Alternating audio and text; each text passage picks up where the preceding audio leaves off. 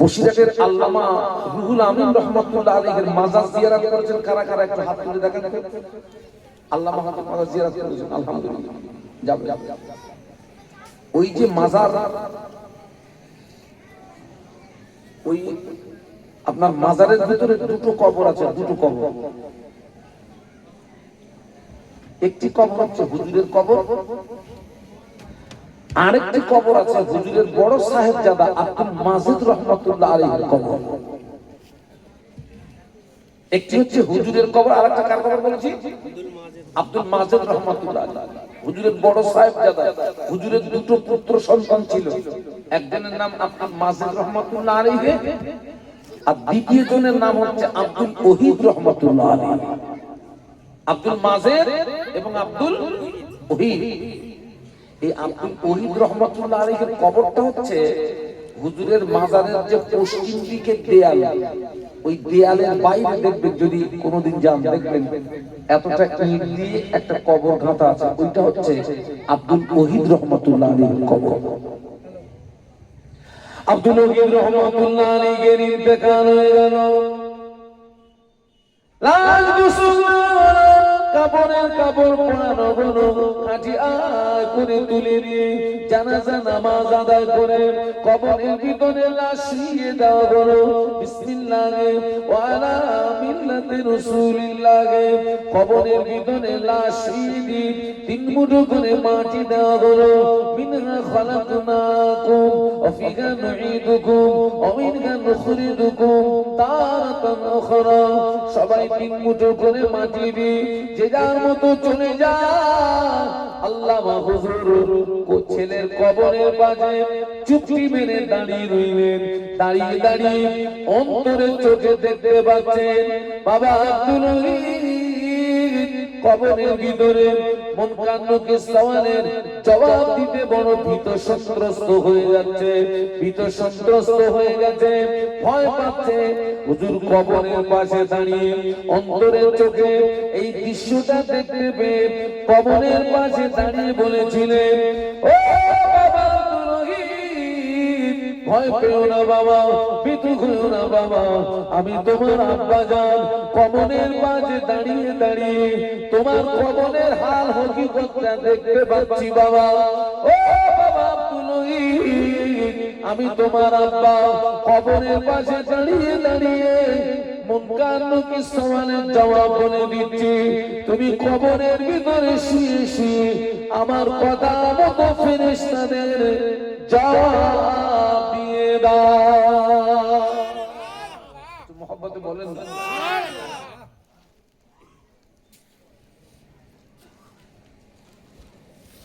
কবরের ভিতর থেকে কোরআন তিলাওয়াতের আওয়াজ পাওয়া যায়।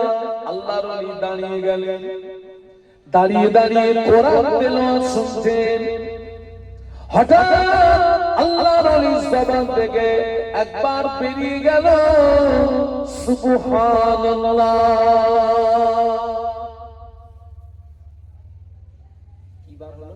সুবহানাল্লাহ। সবাই মিলে একটু জোরে বলুন সুবহানাল্লাহ। সুবহানাল্লাহ। কার জবান থেকে বেরিয়েছে? যিনি ভিতরে না উপরে? উপরে।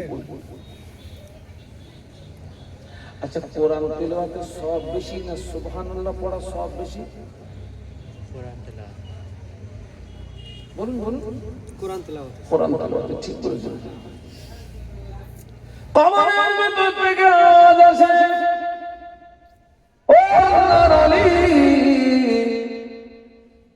আমি কবরের ভিতরে শুয়ে শুয়ে আল্লাহ কোরআন তেলাওয়াত করি। এই কোরআন তেলাওয়াতটা আপনি যে আমার কবরের পাশে দাঁড়িয়ে একবার সুবহানাল্লাহ বলেছেন, ওইটা আমাকে দিন। ও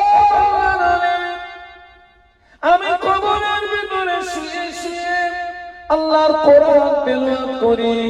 এই কোরআন তেলাওয়াতটা আপনি দিন। আপনি যে আমার কবরের পাশে দাঁড়িয়ে একবার সুবহানাল্লাহ বলেছেন, ওইটা আমাকে দিন। আবার কবর পাশে কি আপনি কি করতে চাচ্ছেন? পাল্টাতে চাচ্ছেন না? কবরবাসী কি করতে চাচ্ছেন? আমারটা আপনি নেন, আপনারটা কিন্তু আপনারাই তো বলেছেন কোরআন তেলাওয়াতে সব, কিন্তু এরপরে কবরবাসী পাল্টাচ্ছে কেন?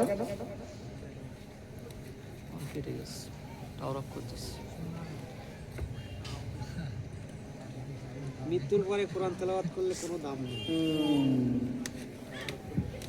আমার ভাই বলে দিয়েছে কথাটা।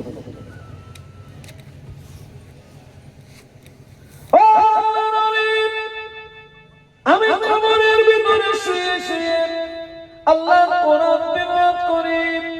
আল্লাহ পাক আমার নামায় আমলে একটা নেকি দেয় না, আল্লাহ আমার নামায় আমলে একটা সওয়াব দেয় না। আপনি আমার কবরের পাশে দাঁড়িয়ে একবার সুবহানাল্লাহ বলার কারণে আল্লাহ পাক এত খুশি হয়ে গেলেন, আল্লাহ পাক এত রাজি হয়ে গেলেন। আল্লাহ পাক খুশি হয়ে রাজি হয়ে আসমান জমিনের মাঝখানে যতটা ফাঁকা জায়গা এতটা সওয়াব আল্লাহ পাক আপনার নামায় আমলে দান করেছে। জোরে বলেন সুবহানাল্লাহ, আরো জোরে বলেন সুবহানাল্লাহ। মোদ্দা কথা হলো কবরের ভিতরে আমল করলে ওই আমলের আর কোনো কাজে লাগে না, কোনো দাম নেই।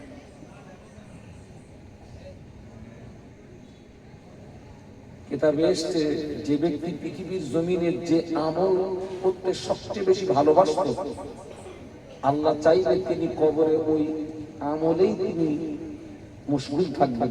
বলুন সুবহানাল্লাহ। কিন্তু তিনি কোনো বলুন সওয়াব পাবেন না।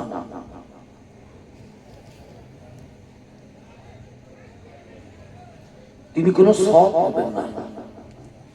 ওনাদের সওয়াব পাওয়ার দরজা বন্ধ, আমাদের সওয়াব পাওয়ার দরজা খোলা।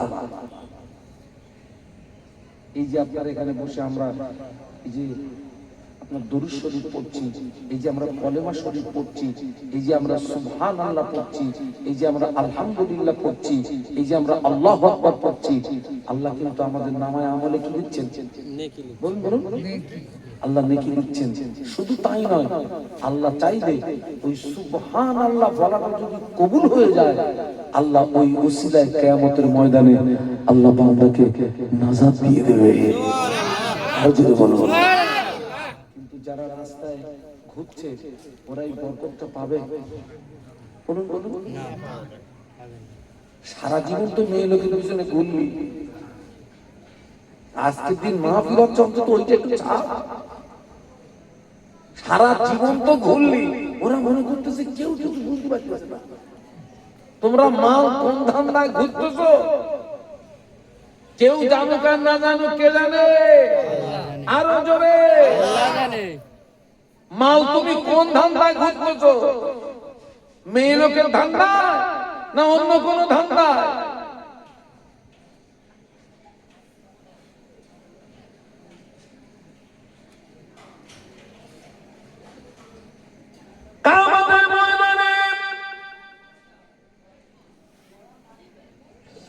আমাদের মাথার উপরে যে সূর্য, এই সূর্যে 12টি মুখ হবে, আর 11টা বেশি হবে।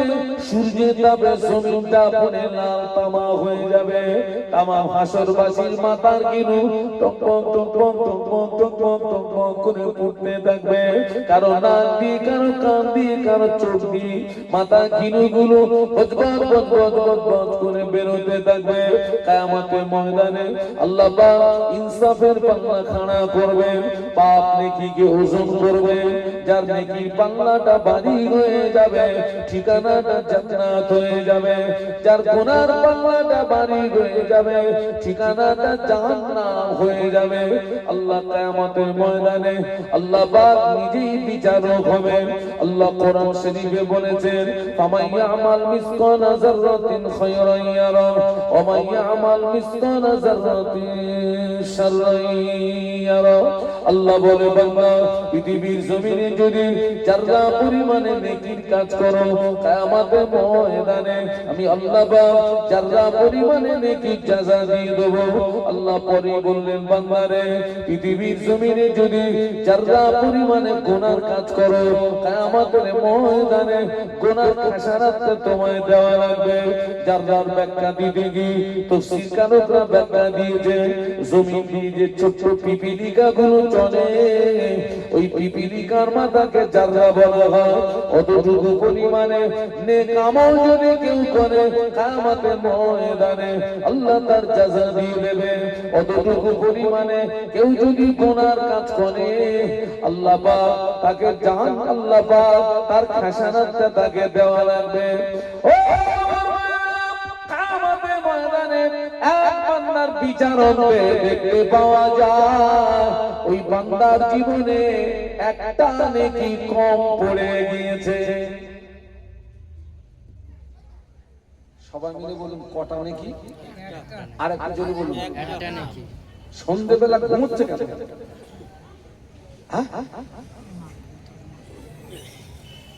একটা নেকি কম পড়ে গেছে বাবা। আল্লাহ পাকের অর্ডার হয়ে গেল ও আমার বান্দা রে তুই আমার জাহান্নামায় চলে যা। বলুন আল্লাহু আকবার। একটু জোরে বলেন আল্লাহু আকবার। একটা নেকি কম পড়ে গেছে। আল্লাহ পাকের অর্ডার কোথায় চলে যায়? কার অর্ডার? বাবা এখানে কি বলা যাবে আল্লাহ আমার আমার বিচারটা কিন্তু ঠিক হলো না? যাবে বলা যাবে? যাবে যাবে যা আমাদের ময়দানে ওই বান্দা থরথর করে কাঁপবে, চোখ দিয়ে টপ টপ করে পানি গড়িয়ে যাবে, ভয়ে কলিজাটা গলার কাছে চলে আসবে। ও রব্বুল আলামিন আল্লাহ পাক আমাকে জাহান্নামায় দিও না, আমি জাহান্নামের আযাব সহ্য করতে পারবো না। আল্লাহ পাক আমাকে জাহান্নামায় দিও না, আমি জাহান্নামের আযাব সহ্য করতে পারবো না।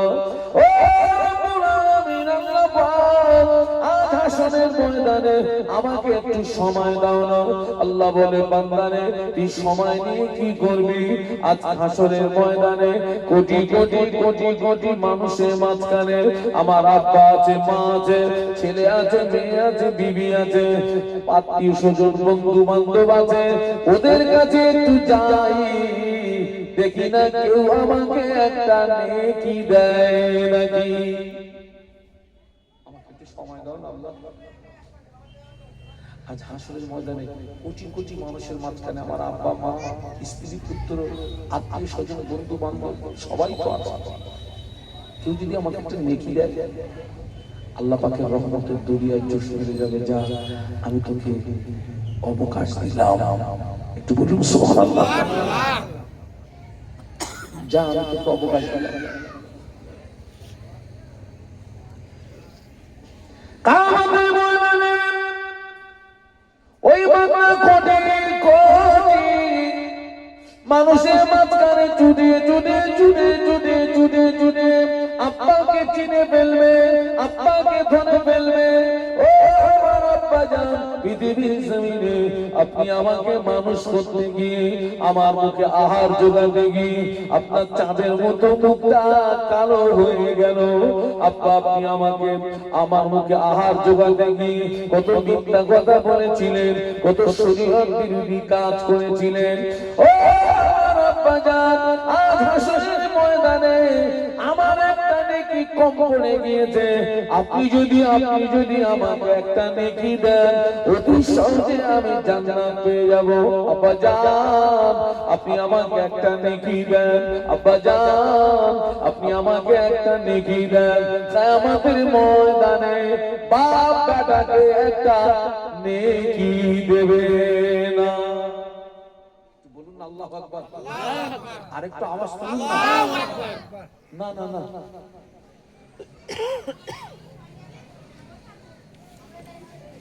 কে দেবে না? বাবা বাবা আমার একটা ছেলে, আমার একটা মেয়ে, আপনাদের আব্বা আম্মার দোয়া, আল্লাহ চাইলে আর 2 বছরের ভিতরে আমার ছেলে টাইটেল পাস করবে।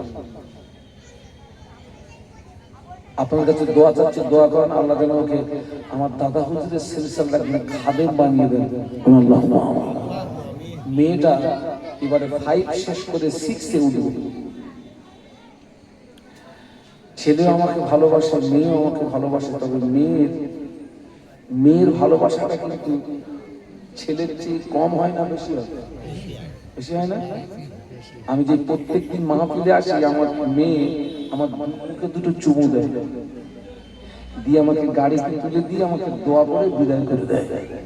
এটা ওর প্রত্যেক দিনের ডিউটি। এখন আমি এখানে ওয়াজ করছি, আমার ওই মেয়ে যদি আমার সামনে দাঁড়িয়ে ও যদি কান্নাকাটি করে, আমার ওয়াজ রানিং থাকবে না, ব্রেক হবে। মা তুই কাঁদছিস কেন? কি হয়েছে মা তোর? মা তোর চোখে পানি কেন? মা আল্লাহর নামে শপথ করে বলছি, এই চোখের পানির মূল্যটা কিয়ামতের ময়দানে সন্তানের চোখের পানির মূল্য পিতার কাছে থাকবে না, পিতার চোখের পানির মূল্য সন্তানের কাছে। বলুন বলুন বলুন। না না না, আল্লাহ কোরআনে বলেছেন, ইয়াউমা লা ইয়ানফাউ মালুন ওয়ালা বানুন ইল্লা মান আতাল্লাহা বিকলবিন সালিম। বলুন সুবহানাল্লাহ। বাবা, কিয়ামতের ময়দানে আপনার সন্তান সন্ততি, ধন সম্পদ, বিষয় সম্পত্তি কোনো কিছু আপনার উপকারে আসবে না, ইল্লা মান আতাল্লাহা বিকলবিন সালিম। যে ব্যক্তি নীরব অন্তর নিয়ে আল্লাহর দরবারে হাজির দিতে পারবে, সেই হবে সৌভাগ্যবান। একটু বলুন সুবহানাল্লাহ। নীরব অন্তর মানে যে অন্তরে কোনো রোগ নেই, শরীয়ত বিরোধী রোগ নেই। আল্লাহ কোরআন শরীফের ভিতরে বলেছেন, ইয়াউমা ইয়াফিরুল মারউ মিন আখিহি ওয়া উম্মিহি ওয়া আবিহি ওয়া সাহিবাতিহি ওয়া বানিহি। ইয়াউমা ইয়াফিরুল মারউ মিন আখিহি ওয়া উম্মিহি ওয়া আবিহি ওয়া সাহিবাতিহি ওয়া বানিহি। আখি মনে ভাই, উম্মুর মনে মা, আবি মনে পিতা। ও কিয়ামতের ময়দানে বাপ বেটাকে একটা নেকি দেবে না। কিয়ামতের ময়দানে ওই ব্যক্তি কোটি কোটি কোটি কোটি মানুষের মাঝখানে ছুটে ছুটে আম্মাকে চিনে ফেলবে, আম্মাকে ধরে ফেলবে। ও পৃথিবীর জমিনে আপনি আমাকে 10 মাস 10 দিন পেটে করে রেখেছিলেন, কত কষ্ট করেছিলেন মা, ডেলিভারির সময় কত কষ্ট হয়েছিল মা। ও আমার আম্মা জান, আপনি আমাকে কত কষ্ট করে লালন পালন করেছিলেন মা। আজ হাসরের ময়দানে আমার একটা নেকি কম পড়ে গিয়েছে মা, আল্লাহ আমাকে জাহান্নাম অর্ডার করে দিয়েছে। ও আমার আম্মা জান, আপনি যদি আমাকে একটা নেকি দেন, অতি সহজে আমি জান্নাত পেয়ে যাব। ও যুবকেরা, কিয়ামতের ময়দানে মা বেটাকে একটা নেকি দেবে না। বলুন আল্লাহু আকবার। একটু ভাবুন, একটু ভাবুন, একটু ভাবুন। ও ছেলেরা, ও মেয়েরা, তোরা কি সর্বনাশ করছিস আজকের মাহফিলের দিনে?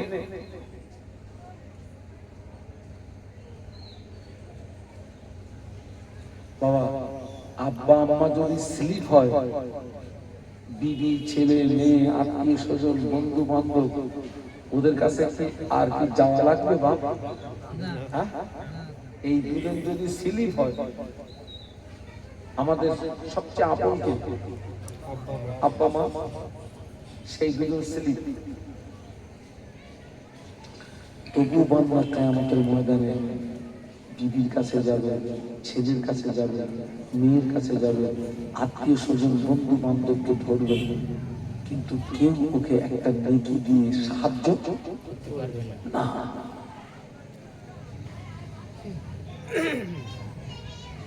একটা নেকি দেবে না।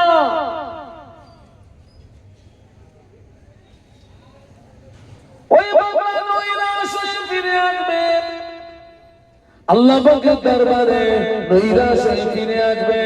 ও রব্বুল আলামিন, আল্লাহ পাক আব্বা আমাকে ফিরিয়ে দিয়েছে, মা আমাকে ফিরিয়ে দিয়েছে, বিবি আমাকে ফিরিয়ে দিয়েছে, ছেলে মেয়ে আমাকে ফিরিয়ে দিয়েছে, বন্ধু বান্ধব আমাকে ফিরিয়ে দিয়েছে। ও রব্বুল আলামিন, আল্লাহ কেউ আমাকে একটা নেকি দিল না।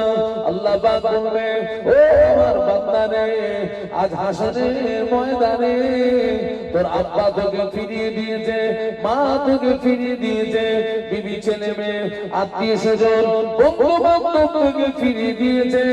আমি তোর রব, আজ হাসরের ময়দানে আমি তোর রব, আমি তোকে ফিরিয়ে দেবো না।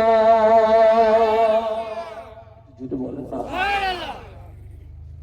সবাই তোকে ফিরিয়ে দিয়েছে, আমি তোর রব, আমি তোকে ফিরিয়ে দেবো না। ও বান্দারে, তোর জীবনের একটা নেকি এখনো আমার কাছে মওজুদ আছে। ওই নেকিটা তোর নেকির পাল্লায় আমি দিই না, ওই নেকিটা তোর নেকির পাল্লায় আমি চাপাই না। বান্দা বলবে, আল্লাহ পাক আজ হাসরের ময়দানে তুমি কি আমার সঙ্গে ঠাট্টা করছো নাকি, উপহাস করছো নাকি, বিদ্রুপ করছো নাকি? আল্লাহ বলে, বান্দা রে, আজ হাসরের ময়দানে আমি ঠাট্টা করি না, উপহাস করি না, বিদ্রুপ করি না। ও আমার যে নেকিটা তোমার কাছে মওজুদ, ওটা আমার কোন নেকি? ও আমার বান্দা রে, তুই এক রাতে ঘুমিয়েছিলি বান্দা, তুই এক রাতে ঘুমিয়েছিলি বান্দা, ওই ঘুমের ভিতরে এক কাত থেকে যখন অপর কাতে গিয়েছিলি, এক করোড় থেকে যখন অপর করোড়ে গিয়েছিলি, তোর জবান থেকে একবার আল্লাহ শব্দ বেরিয়েছিল। ওই আল্লাহ বলার কারণে তোর যে নেকি হয়েছে, ওই নেকিটা আমার কাছে মওজুদ আছে। ও আমার মালায়েকারা, এই নেকিটা নিয়ে আমার বান্দার নেকির পাল্লায় চাপিয়ে দাও। আল্লাহ ফেরেশতারা নেকিটা নিয়ে বান্দার নেকির পাল্লায় যেইনা চাপিয়ে দেবে, আল্লাহর হুকুমে বান্দার নেকির পাল্লাটা ভারী হয়ে যাবে।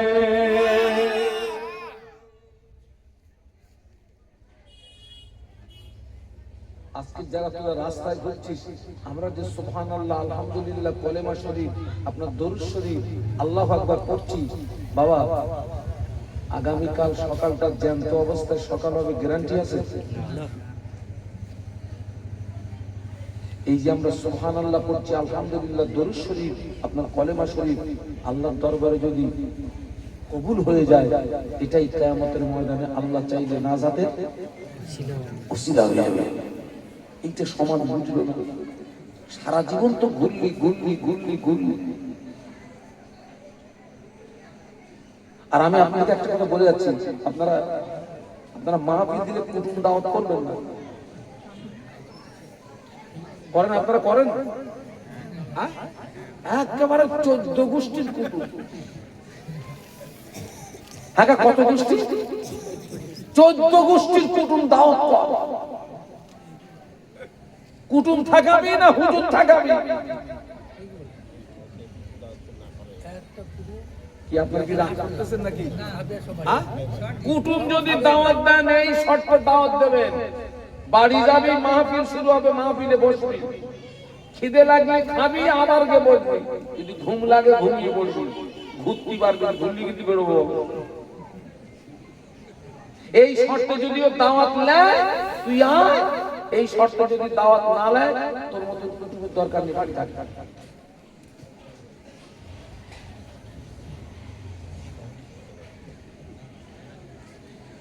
এই একদম কুটুম বেশি সর্বনাশ করছে। এখানে যে সমস্ত কুটুমরা আছে ওরা কি সর্বনাশ করবে আমার? হ্যাঁ, এখানে যে সমস্ত কুটুমরা আছে, দরুদ শরীফ, আল্লাহু আকবার।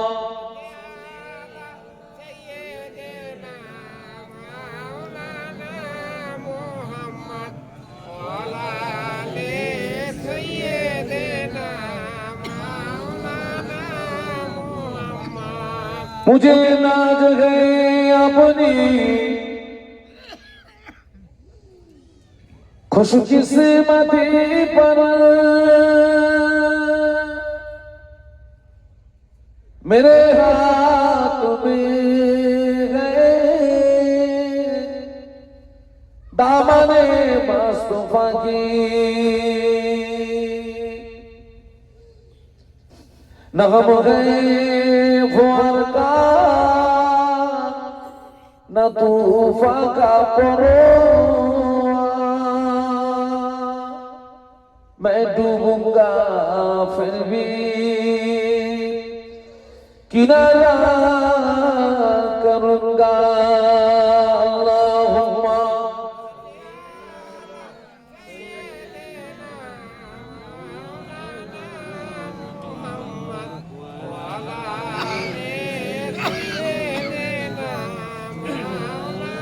माशाअल्लाह একটু কলেমা জিকির লা ইলাহা ইল্লাল্লাহ।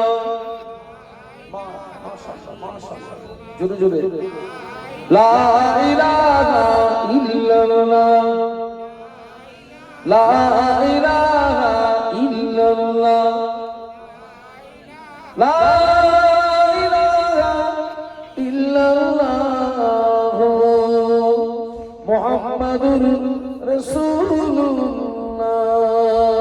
আল্লাহুম্মা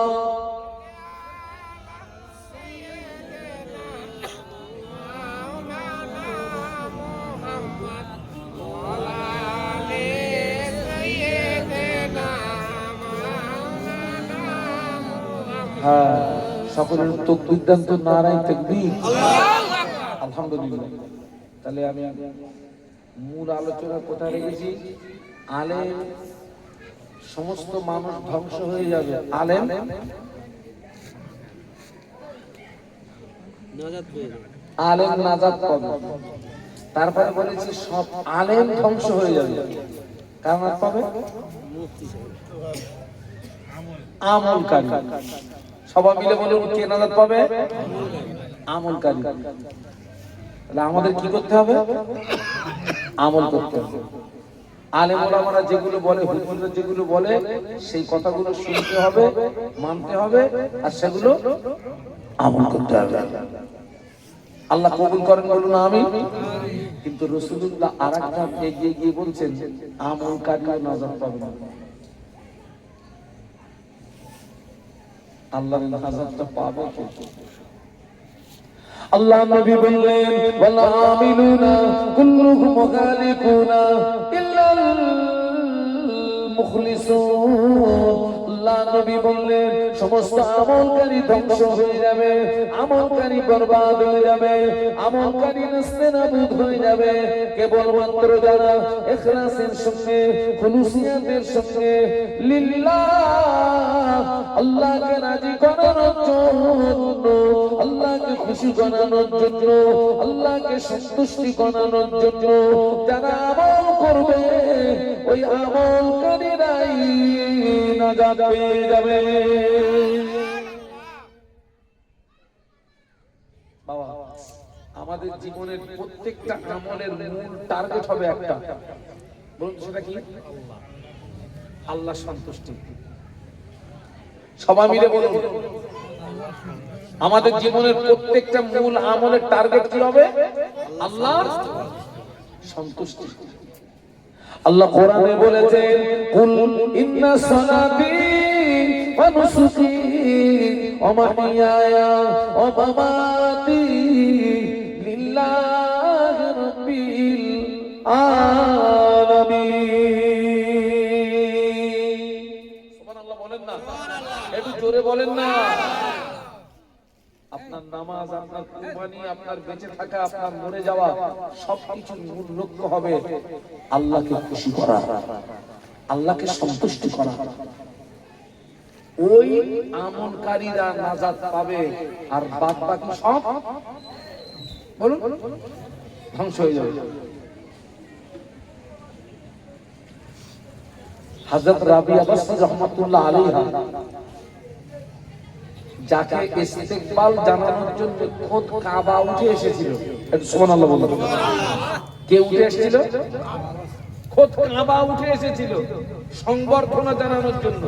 উনি হজ পাকে যাচ্ছিলেন, কাবা উঠে এসেছিল সংবর্ধনা জানানোর জন্য। একটু মহব্বতে সুবহানাল্লাহ বলা যাবে না? আর আমাদের ঘরের কিছু রাবিয়ারা যদি ওই মুখো যায়, কাবা পালাবে। আসিসনি, এদিকে আসিসনি।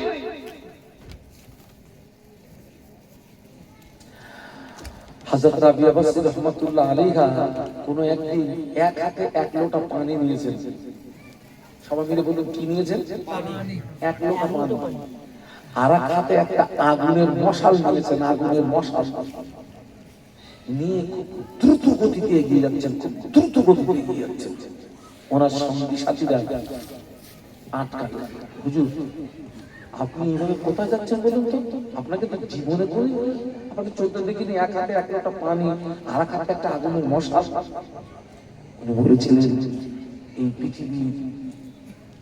এই পৃথিবীর অধিকাংশ নারী পুরুষ হচ্ছে স্বার্থপর।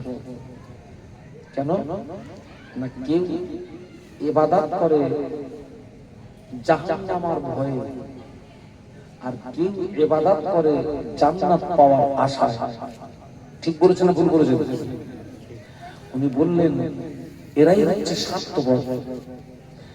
জাহান্নামের ভয়ে যারা আল্লাহর ইবাদত করে, আমার এই হাতের এক লোটা পানি দিয়ে ওই জাহান্নামটাকে নিভিয়ে দেবো। আর যারা জান্নাত পাওয়ার আশায় আল্লাহর ইবাদত করে, আমার এই হাতের আগুনের মশাল দিয়ে ওই জান্নাতটাকে পুড়িয়ে ছাই করে দেবো। দেখি এরপরে ওরা কোন আশায় আল্লাহর ইবাদত করে। পরে বলেছিলেন, জাহান্নামের ভয়ে ইবাদত হওয়া উচিত নয়, জান্নাত পাওয়ার আশায় ইবাদত হওয়া উচিত নয়। ইবাদতের টার্গেট হওয়া উচিত আল্লাহর সন্তুষ্টি। একটু জোরে বলো। আল্লাহ পাক যদি খুশি হয়ে যান, আল্লাহ পাক যদি রাজি হয়ে যান, আমার আল্লাহ পাক ওই বান্দাকে আর জাহান্নামে দেবে না। আমার আল্লাহ ওই বান্দা বান্দীদের জন্য তার রহমতের দয়ার জান্নাত বানিয়ে রেখেছে। অনেক মানুষ আছে নামাজ পড়ে, লোকটা কেন নামাজ পড়ে, লোকটা কেন নামাজ, লোকটা কেন নামাজি আমার সমাজে আছে না নাই? একটা নামাজ আছে বেই ঠাকানো নামাজ। কি ঠাকানো নামাজ? তার মানে মেয়ের বাপ 5 ওয়াক্ত নামাজ পড়ে, আর ছেলের বাপ মসজিদের ধারে পাশে যায়। তো মেয়ের বাপ এসছে ছেলের বাপের বাড়ি, তার মানে বেই এসছে কত বলে বেয়ের বাড়ি। এখন ওই ছেলের বাপের বাড়ির পাশে মসজিদ, আর ছেলের বাপ তো মসজিদের ধারে পাশেও যায়। এখন ওদিকে জোহরের আজান হয়ে গেছে, মেয়ের বাপ 5 ওয়াক্ত নামাজি সঙ্গে সঙ্গে উজু করে মসজিদে যাওয়ার জন্য রেডি হয়ে গেছে। ছেলের বাপ চিন্তা করতেছে, বেই যাচ্ছে, আমি যদি না যাই একটা মান সম্মান বাবা, অন্তত বেয়ের সম্মানটা বজায় থাক, চলো একসঙ্গে নামাজে যাই। ও নামাজের সওয়াব পাবে? তাহলে আমল করার পরেও কি হবে? আমল করার পরেও ধ্বংস হবে, কারণ ওর নিয়তটা ভালো না, খারাপ। ওর নিয়ত খারাপ। হজ করেছে, আমল করেছে, হজ করেছে, আমল করেছে, কিন্তু বাবা, কিন্তু নিয়ত হচ্ছে লোকে আমাকে হাসি বলবে, তাই ওই হাসি ধ্বংস হয়ে যাবে।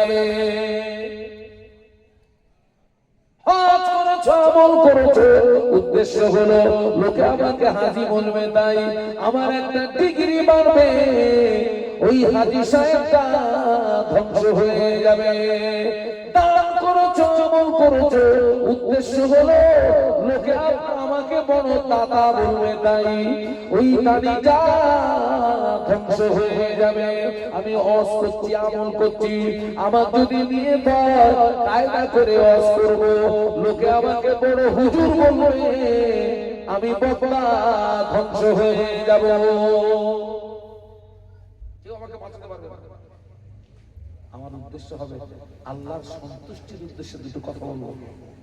আমার নিয়ত যদি এই হয় না, প্রত্যেকটা ভালো কথা বলার কারণে 1 দিরহাম করে আল্লাহর রাস্তায় দান করলে যে সওয়াব, আল্লাহ এই সওয়াব আমার নামায় আমলে দিয়ে দেবে।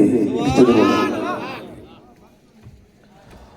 অনেকে মাহফিল দিয়ে সওয়াব পায়, আর অনেকে মাহফিল দিয়ে গুনার পাহাড় পেয়ে যায়। যারা আল্লাহর সন্তুষ্টির উদ্দেশ্যে মাহফিল দেবে ওরা সওয়াব পাবে, আর যারা লোক দেখানোর জন্য মাহফিল দেবে ওরা কোনো সওয়াব পাবে না। আমার দিকে তাকান। যারা আল্লাহর সন্তুষ্টির উদ্দেশ্যে মাহফিল দেবে ওরা অনেক সওয়াব পাবে, কিন্তু যারা লোক দেখানোর জন্য মাহফিল দেবে ওরা কোনো সওয়াব পাবে না। আজকের সমাজে অধিকাংশ মাহফিল হচ্ছে প্রতিযোগিতামূলক, প্রতিযোগিতামূলক, প্রতিযোগিতামূলক। ও পাড়ায় মাহফিল দিয়েছে, ওরা ও পাড়ায় মাহফিল দিয়েছে, আমরাও মাহফিল দেবো। ও পাড়ায় মাহফিল দিয়েছে, ওরা দুটো হুজুর এনেছে, আমরা মাহফিল দেবো 3টে হুজুর আনবো। ওরা দুটো জেনারেটর লাগিয়েছে, আমরা 5টা জেনারেটর মারবো। ওরা দুটো গরু ফেলেছে, আমরা 5টা গরু ফেলবো। নিয়ে যদি এই হয় কোনো নেকি পাবি না। আমার কথা বুঝতে পারছেন না? পারছেন না? আমল করার পরেও বালির বাঁধ। অনেক ব্যক্তি দেখা যাবে আপনার জীবনে প্রচুর নামাজ পড়েছে, রোজা করেছে, হজ করেছে, দান করেছে, হ্যাঁ অনেক কিছু করেছে, কিন্তু কিয়ামতের মধ্যে গিয়ে দেখতেছে ওর নামায় আমলে বলুন নেকি নেই। ও আল্লাহ, সে নেকি কই? আল্লাহ বলবে, যারে খুশি করার জন্য করিনি নেকিটা তারই কাচ্চা। তুই তো আমাকে খুশি করার জন্য করিস।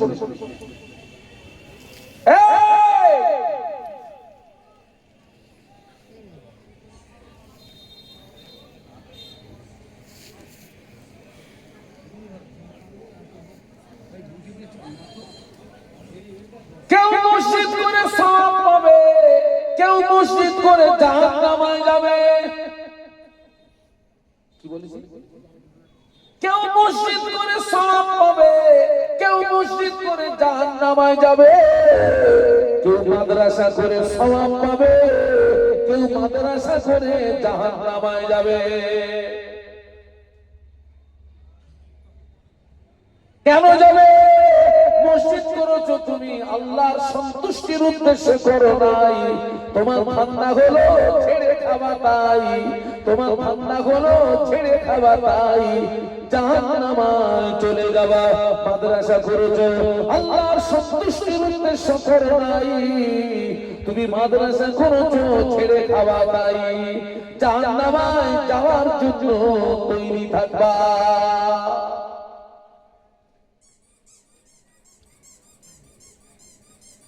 সেই কাইয়ুমুজ্জামান বড় হুজুর কি বলেছিল? কি খারাপ?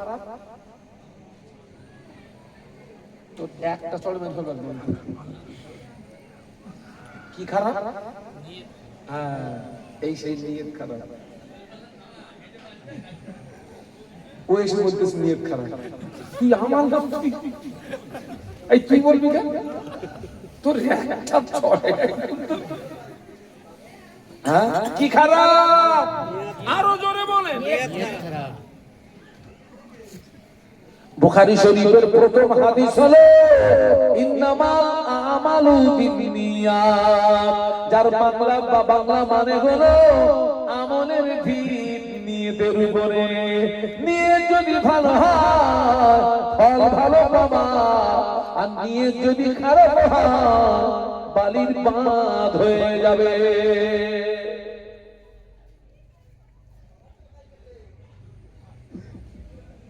আমি তো সেই জন্য বলি আমল কম হোক, খাঁটি হোক। কি বলেছি? আমল কম হোক, কি হোক? আমল কম হোক, খাঁটি হোক। কম খাও, হালাল খাও। হালাল খেলে ইবাদত কবুল হবে, ইবাদত আমল কবুল হবে। আর হারাম মাল যদি খাও বদহজম হবে, পেট খারাপ করবে, কলেরা হবে, মরণ হবে, ইবাদত আমল গুলো ধ্বংস হবে। কম খাও, হালাল খাও, আমল কম খাঁটি হোক। আমল যদি খাঁটি হয়, ওই খাঁটি আমলের ওসিলায় আমার আল্লাহ নাজাত দিয়ে দেবে।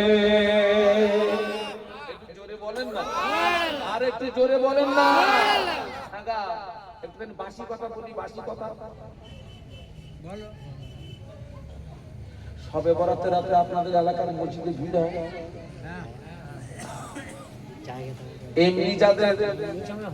এমনি যাদের সারা বছর দেখা যায় না, আর ওই দিন একবারে ফাঁস কাতার এসে বলতেছে, হুজুর ইমাম সাহেব নিয়ত বলতেন আজ লাগবো।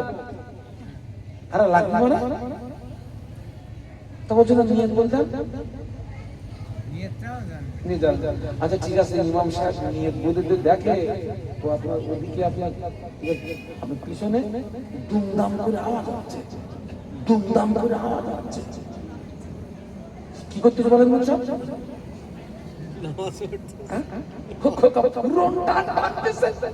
সারা বছর আসেনি, আজকের কাজা তুলিয়ে ওই নামাজ কবুল হবে না। 2 রাকাত নফল নামাজ পড়ো, ধৈর্যের সঙ্গে পড়ো, খুশুর সঙ্গে পড়ো। আল্লাহ চাইলে 2 রাকাত নামাজ নাজাতের ওসিলা হয়ে যাবে। সুবহানাল্লাহ বলুন। বাবা আমার কথা বুঝতে পারছেন তো নাকি? ও পুরন টান টেনে লাভ নেই। 2 রাকাত নফল নামাজ পড়, ধৈর্যের সঙ্গে পড়, খুশুর সঙ্গে পড়।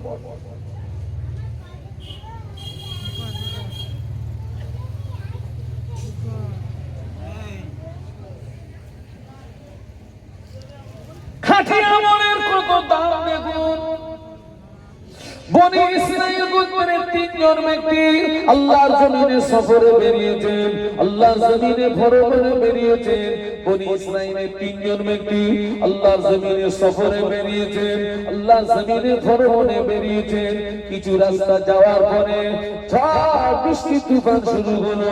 কিছু রাস্তা যাওয়ার পরে ঝড় বৃষ্টি তুফান শুরু হলো। ওই ঝড় বৃষ্টি তুফান থেকে বাঁচার জন্য 3 জন ব্যক্তি একটা গুহার ভিতরে আশ্রয় নিল। ঝড় বৃষ্টি তুফান থেকে বাঁচার জন্য একটি গুহার ভিতরে আশ্রয় নিল। কিন্তু দেখতে পাওয়া যায় বিশাল একটা পাথর গড়াতে গড়াতে ওই গুহার মুখটা এসে আটকিয়ে গেল। 3 জন ব্যক্তি জীবন যাওয়া ছাড়া কোনো রাস্তা নাই। ছোট মুসিবত থেকে বাঁচতে গিয়ে বড় মুসিবতে পড়ে গেছে। ঝড় বৃষ্টি তুফান থেকে বাঁচতে গিয়ে আশ্রয় নিয়েছে কোথায়? গুহার ভিতরে। এখন বিশাল একটা পাথর এসে পুরো একদম হাড়ির মুখে ধরে সরা দেয়। আর ওরা যে 3 জন ভিতর থেকে ঠেকে সরাবে ভাই। এখন 3 জন গুহার ভিতরে আলোচনা করছে, আমরা তো কঠিন মুসিবতে পড়ে গেছি। এই মুসিবত থেকে বাঁচতে গেলে রাস্তা একটা, কারোর জীবনের যদি কোনো নেক আমল থাকে, খাঁটি আমল থাকে, ওই খাঁটি আমলের ওসিলা দিয়ে দোয়া চাই, আল্লাহ চাইবে গুহার মুখ থেকে পাথর সরে যাবে। একটু জোরে বলুন। বাবা চোখ দুটো বন্ধ করে এই আমলের দিকে তাকালে কোনটা খাঁটি আর কোনটা বেখাঁটি একটু জানা যায় না? যায় না যে আমার অমুক আমলটা খাঁটি আমল।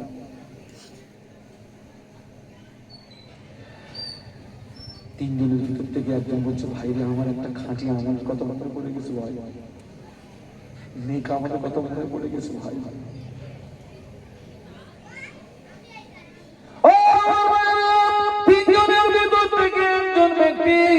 আল্লাহ পাকের দরবারে গুনার ভিতরে হাত তুলে দোয়া যায়, ও রব্বুল আলামিন আল্লাহ পাক, আমি আমার চাচাতো বোনের সঙ্গে জেনা করার জন্য, আমার চাচাতো বোনের সঙ্গে ব্যভিচার করার জন্য, আমার চাচাতো বোনের জানো পর্যন্ত উঠে গিয়েছিলাম, আমার চাচাতো বোনের উরো পর্যন্ত উঠে গিয়েছিলাম, আমার চাচাতো বোন আমার দিকে চেয়ে বলেছিল আল্লাহকে ভয় করো, আল্লাহকে ভয় করো, আল্লাহকে ভয় করো। ও রব্বুল আলামিন আল্লাহ পাক, আমার বোনের কথাটা আমার হৃদয়ে এমন ভাবে রেখাপাত করেছিল, তোমার ভয় আমার মনে এমন ভাবে জেগেছিল আল্লাহ, আমি অন্যায় থেকে পিছিয়ে এসেছিলাম, আমি জেনা থেকে পিছিয়ে এসেছিলাম। ও রব্বুল আলামিন আল্লাহ পাক, ওই আমলটা যদি তোমাকে রাজি করানোর জন্য করে থাকি, ওই আমলটা যদি তোমাকে খুশি করানোর জন্য করে থাকি, আজ বিপদে পড়েছি, মুসিবতে পড়েছি, গুহার মুখ থেকে পাথরটা সরিয়ে দাও, মোনাজাত করা শেষ, গুহার মুখ থেকে কিছুটা পাথর সরে গিয়েছে। একটু জোরে বল না, একটু মহব্বতে বল না। এই খোকা, এই যুবকরা আমার দিক তাকা, ওই ছেলেটা যেখান থেকে পিছিয়ে এসছে ওই জায়গা থেকে পিছিয়ে আসা সহজ না কঠিন? ওর আপনার চাচাতো বোনের সঙ্গে জেনা করার জন্য উরোধ পর্যন্ত উঠে গেছে। ওর চাচাতো বোন ওকে লক্ষ্য করে বলল, তুই কে, এই তুই করছিস কি? আল্লাহকে ভয় কর, তুই করছিস কি?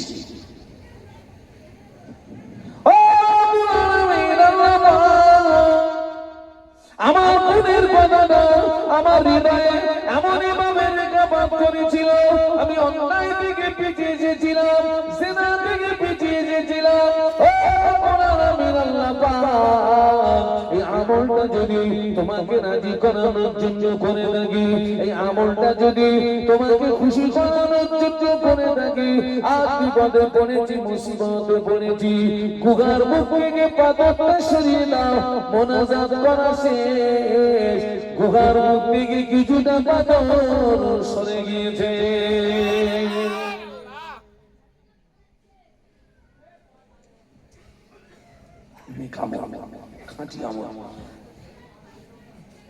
এই যুবক, কোন মহিলা যদি তোকে দেখে তোর প্রেমে যদি পড়ে যায়, তোকে যদি বলে আমি তোমাকে ভালোবাসি, তুই তার জবাব দিবি আমি আল্লাহকে ভয় করি। সুবহানাল্লাহ বলো, আরো জোরে বলো। এই যুবক, কোন মহিলা যদি তোর প্রেমে পড়ে যায়, কোন মহিলা যদি তোকে মন দিয়ে দেয়, তুই যদি বলে আমি তোমাকে ভালোবাসি, তুই জবাব দিবি আমি আল্লাহকে ভয় করি, আমি আল্লাহকে ভয় করি, আমি আল্লাহকে ভয় করি।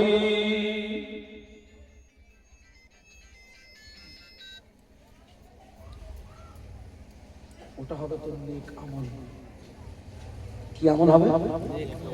কিন্তু আমাদের সমাজে কোনো মহিলা যদি কাউকে বলে আমি তোমারে ভালোবাসি, ও কি একবারও বলবে আমি আল্লাহরে ভয় করি? শুধু বলবে কোন বাগানে যাবি, হাঁট হাঁট।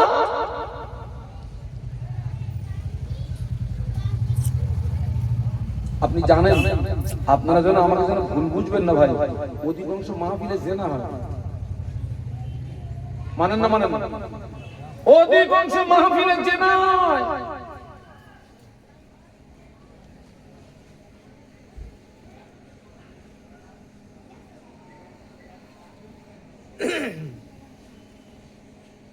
চোখের জেনা আছে, হাতের জেনা আছে, কানের জেনা আছে,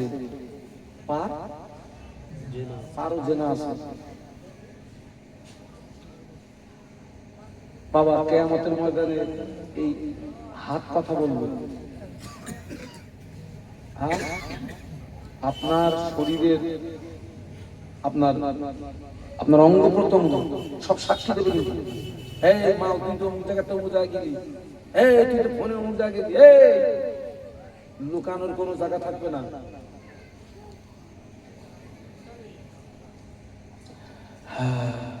আজকের আমার সমাজে চেনা কমেছে না বেড়েছে? বেড়েছে। একটু কথা বলুন, কথা বলুন। একজন ব্যক্তি দোয়া করেছে, পাথর কিছু সরে গিয়েছে, কিন্তু বার হওয়া, বলুন বলুন, বার হওয়া রাস্তা হয়নি, বাকি আছে কজন? আর একজন ব্যক্তি তার জীবনের একটা নেক আমলের ওসিলা দিয়ে দোয়া চেয়েছে, পাথর আরো কিছুটা সরে গেছে, কিন্তু এখনো বার হওয়া বাকি আছে। এই একজনের দোয়ায় যদি পাথর সরে, তিনজন বাঁচবে, আর যদি না সরে তো তিনজন। বাবা, আমলটা কত খাঁটি আমল হওয়ার দরকার বলে।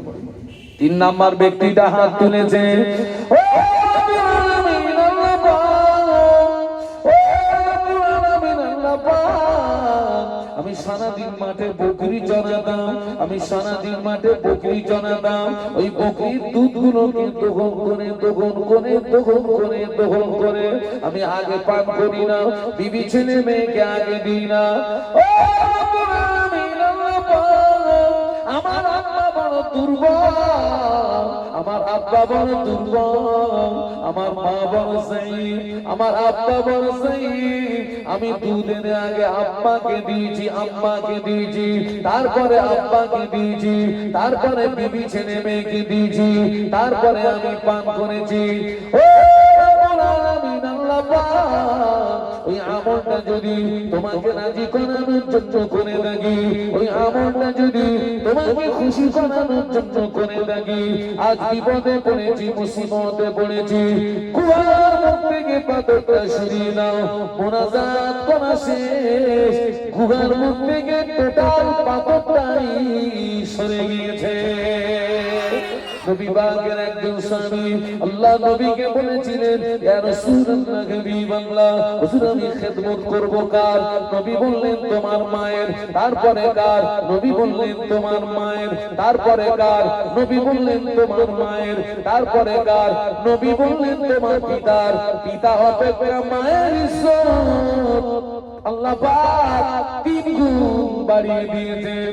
আল্লাহ, আমি দুদিন আগে আমার আম্মাকে দিয়েছি, আমার আম্মা বড় দুর্বল, আমার আম্মা বড় শহীদ, আমার আম্মা বড় কমজোর, আমি দুদিন আগে আম্মাকে দিয়েছি, তারপরে আব্বাকে দিয়েছি, বিবি ছেলে মেয়েকে দিয়েছি, আমি পান করেছি। আল্লাহ পাক, ওই আমলটা যদি তোমাকে রাজি করানোর জন্য করে থাকি, বিপদে পড়ে গিয়েছি, মুসিবতে পড়ে গিয়েছি, গুহার মুখ থেকে পাথর সরিয়ে দাও, মোনাজাত করা শেষ, গুহার মুখ থেকে টোটাল পাথরটা সরে গিয়েছে।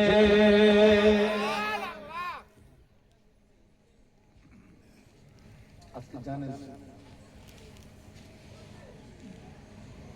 বাবা, কুটুম দাওয়াত করে শ্বশুর শাশুড়ির যত আমরা যত্ন করে খাওয়াই, ওর বাপ মারে মনে হয় ওই রকম কোনোদিন যত্ন করে খাওয়াই না। আছে না নেই? অধিকাংশ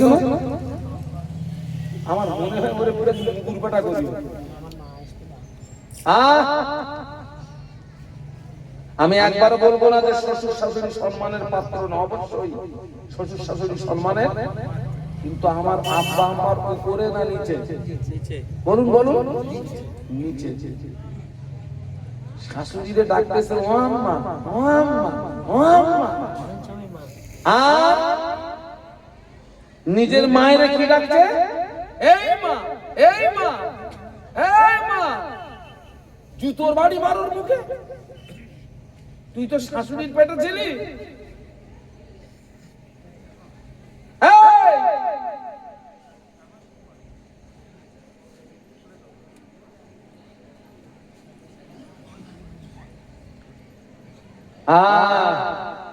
ছেলের বাপ আর মেয়ের বাপ এক জায়গায় বসে ভাত খাচ্ছে, দুজনের সম্পর্ক কি? বেই বেই। আর ছেলে খাতিরদারি করতেছে, বাপের পাতে যখন ভাত ফুরিয়ে যাচ্ছে বলতেছে এই বাপ আর ভাত দেবো, আর শ্বশুরের পাতে যখন ফুরিয়ে যাচ্ছে বলতেছে আব্বুজি আর দেবো। ওর বাপ কথাটা একবার শুনেছে, ভাত তো একবার কমে না। হ্যাঁ, এখন কেসটা ঘটেছে এরকম 2-3 বার।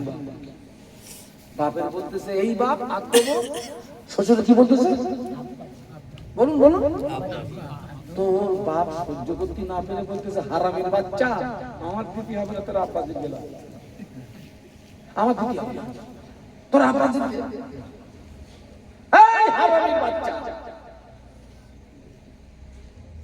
আমার দিদি হবে না, তোর আব্বা দিদি।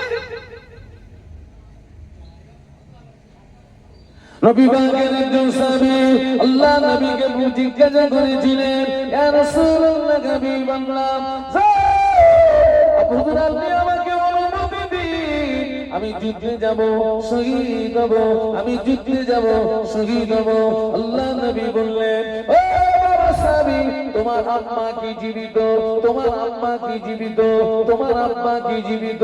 না, আমি ইয়া রাসূলুল্লাহ, আমার আম্মা জীবিত, আব্বা জীবিত।